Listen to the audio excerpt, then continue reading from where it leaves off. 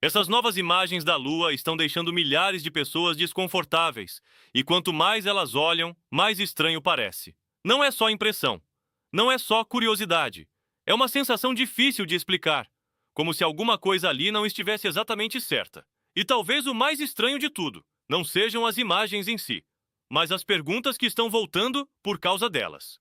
Perguntas antigas. Perguntas que muita gente acreditava que já tinham sido respondidas, mas que nunca desapareceram de verdade. E agora, com a missão Artemis II, essas dúvidas voltaram com força total, mais fortes, mais espalhadas, mais difíceis de ignorar.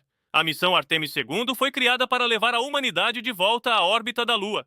Um avanço gigantesco, um marco tecnológico, um passo importante para o futuro da exploração espacial. E, de fato, ela já começou fazendo história. Em um dos momentos mais impressionantes, a cápsula Orion registrou a Lua se aproximando da janela, marcando o ponto exato em que a gravidade lunar passou a ser mais forte do que a da Terra. Um momento histórico. Um registro técnico impecável. Mas enquanto isso acontecia, enquanto a ciência avançava, enquanto recordes estavam sendo quebrados, do outro lado, algo completamente diferente estava acontecendo.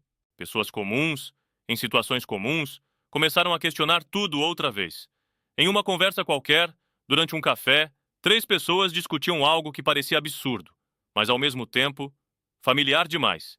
Se fomos à Lua, por que a bandeira estava se mexendo? Não tem vento lá. Aquilo foi filmado em estúdio. E por mais que essas frases pareçam ultrapassadas, ou até ridículas para alguns, a verdade é que elas continuam aparecendo. E não só aparecendo, estão voltando com força, principalmente agora, com as novas imagens da Artemis III circulando por toda a internet. Porque quanto mais imagens aparecem, mais comparações surgem. Comparações com o passado, comparações com as missões Apollo, comparações com aquilo que foi mostrado décadas atrás. E é exatamente nesse ponto que as dúvidas começam a crescer. A famosa bandeira balançando, por exemplo, é uma das imagens mais usadas para sustentar teorias. Mas a explicação existe. Ela não estava se movendo por causa do vento. Não poderia estar. Na verdade, ela estava presa a uma estrutura horizontal, justamente para parecer estendida. E o movimento que tanta gente interpreta como vento aconteceu apenas quando os astronautas giraram o mastro para fixá-la no solo. Mas o problema não é o que aconteceu. O problema é como parece, porque visualmente aquilo gera dúvida. E dúvida é o combustível perfeito para teorias. Outro ponto que sempre volta são as sombras. Muita gente olha para as imagens e pensa: isso não faz sentido. As sombras estão erradas. Isso parece um estúdio. Mas mais uma vez, a explicação existe. O solo da Lua é irregular. A luz não se comporta da mesma forma que na Terra.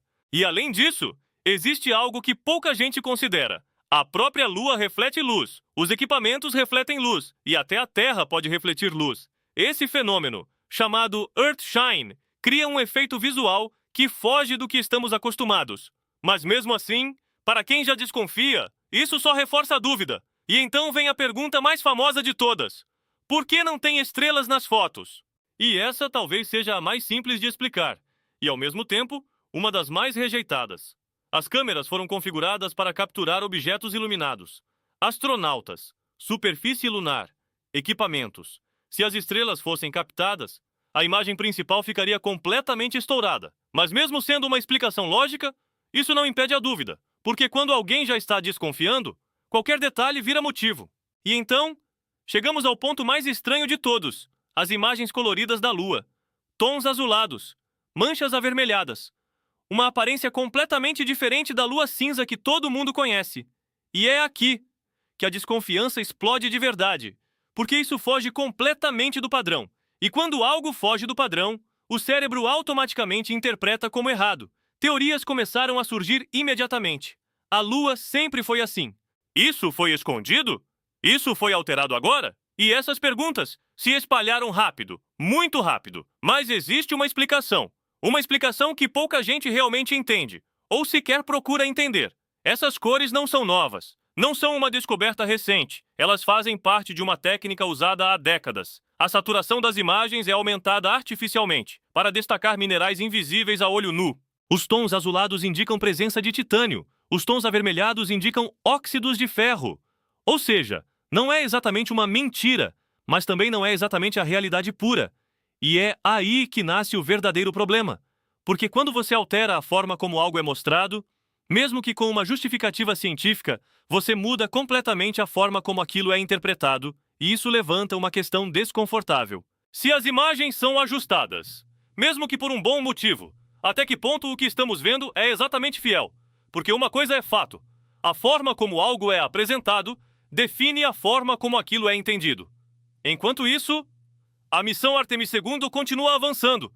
Depois de alcançar regiões onde nenhuma missão tripulada chegou antes, ela agora se prepara para quebrar outro recorde: a velocidade de retorno à Terra. Quase 40 mil quilômetros por hora, mais rápido do que qualquer humano já viajou. Um feito impressionante, inquestionável. E mesmo assim, as dúvidas continuam existindo.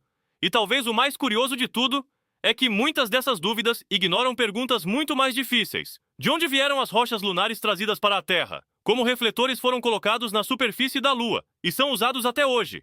Como milhares de pessoas, em diferentes países, manteriam um segredo por décadas? E por que nenhum país rival jamais conseguiu provar o contrário?